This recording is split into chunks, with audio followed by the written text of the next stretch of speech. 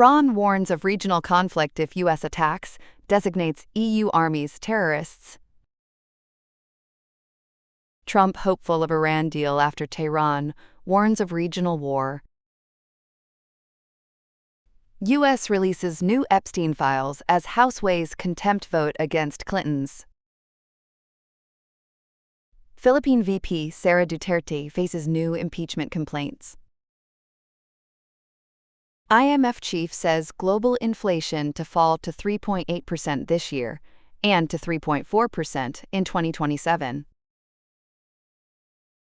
Iran's leadership has warned that any U.S. military attack could trigger a wider regional conflict, further heightening tensions between Washington and Tehran.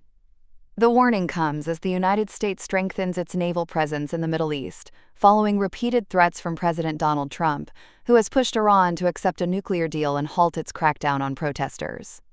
Despite the escalating rhetoric, both sides have indicated a willingness to return to negotiations, while regional allies such as Turkey are urging restraint. Supreme Leader Ayatollah Ali Khamenei said Iran would not initiate a war, but would respond forcefully to any aggression. He also dismissed U.S. military deployments as intimidation tactics that would not frighten the Iranian people. Meanwhile, an Iranian official denied reports that the Revolutionary Guard planned live-fire naval exercises in the Strait of Hormuz, calling those claims inaccurate. U.S. President Donald Trump says he remains hopeful about reaching a deal with Iran, even as tensions rise following warnings from Iran's supreme leader that any American attack could spark a wider regional war. Ayatollah Ali Khamenei cautioned that Iran would not be intimidated by U.S. threats and described recent anti-government protests as an attempted coup that authorities successfully suppressed. Trump, responding to the warning, said he still prefers diplomacy, but acknowledged that failure to secure an agreement could test Iran's claims about the risk of broader conflict. The United States has already deployed an aircraft carrier group to the Middle East after threatening military action. The protests in Iran began over rising living costs and evolved into a large anti-government movement. Officials blame foreign influence for the unrest, while rights groups report significantly higher death tolls than government figures.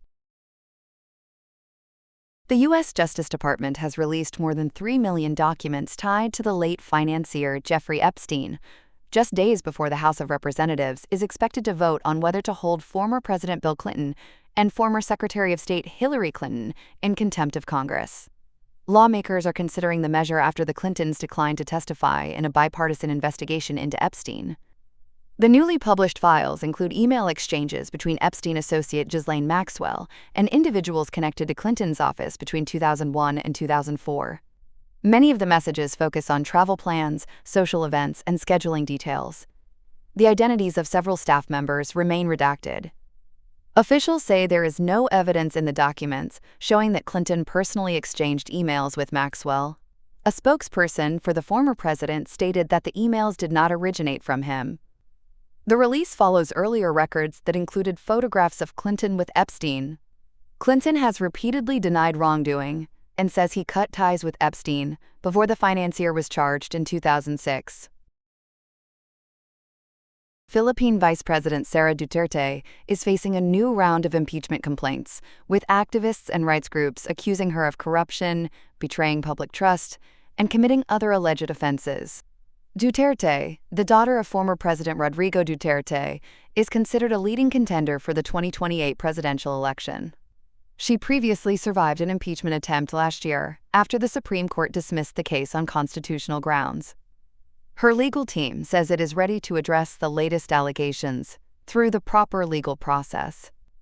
The complaints add to the Philippines' increasingly tense political climate as Philippine Vice President Sara Duterte is facing a new round of impeachment complaints, with activists and rights groups accusing her of corruption, betraying public trust, and committing other alleged offenses. Duterte, the daughter of former President Rodrigo Duterte, is considered a leading contender for the 2028 presidential election. She previously survived an impeachment attempt last year after the Supreme Court dismissed the case on constitutional grounds. Her legal team says it is ready to address the latest allegations through the proper legal process. The complaints add to the Philippines' increasingly tense political climate as Duterte remains locked in a rivalry with President Ferdinand Marcos Jr. Although Marcos cannot seek another term, he is expected to support a successor who could challenge Duterte's path to power.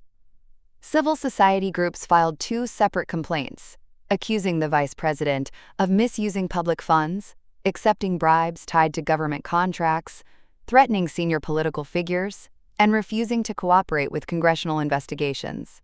Duterte has denied these claims in the past. Meanwhile, President Marcos is also facing a separate impeachment complaint. His office declined to comment directly on the case against Duterte, stating that the matter should be decided by Congress while emphasizing support for due process and anti-corruption efforts. Duterte remains locked in a rivalry with President Ferdinand Marcos Jr. Although Marcos cannot seek another term, he is expected to support a successor who could challenge Duterte's path to power. Global inflation is projected to decline to 3.8% this year and further to 3.4% by 2027, according to International Monetary Fund Managing Director Kristalina Georgieva. Speaking at the annual Arab Fiscal Forum in Dubai, Georgieva said the expected drop is being driven by weaker consumer demand and lower energy prices.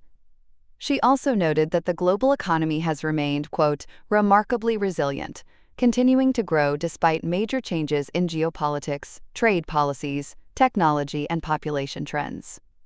The outlook suggests gradual stabilization in the world economy as inflationary pressures ease.